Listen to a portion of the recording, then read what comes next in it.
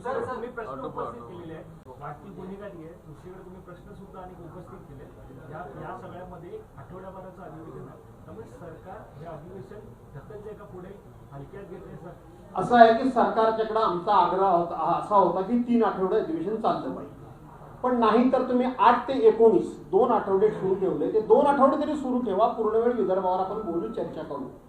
त्याच्यावरही सरकार काही सहमत नाही.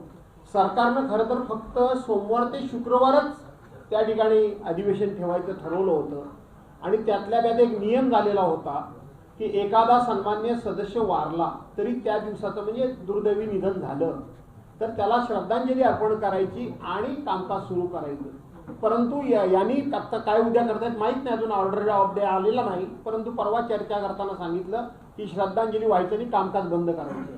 म्हणजे जेमतेम 4 यांना फक्त यांच्या पुरवणी मागण्या मान्य करायच्या. पुरवणी मागण्या मान्य झाल्या की हातामध्ये पैसा आला, मग तो कुठल्या मार्गाने यायचा, कसा यायचा, त्यामुळे यांना जनतेशी काही देणं घेणं नाही. यांना फक्त आणि फक्त सरकारी तिजोरी लुटण्यावरच जास्त इंटरेस्ट आहे. देश विदेशातील प्रत्येक घडामोडींचे लाईव्ह अपडेट मिळवण्यासाठी आता साम टीव्हीच्या सर्व सोशल मीडिया प्लॅटफॉर्मला लाईक, फॉलो आणि सबस्क्राईब करा.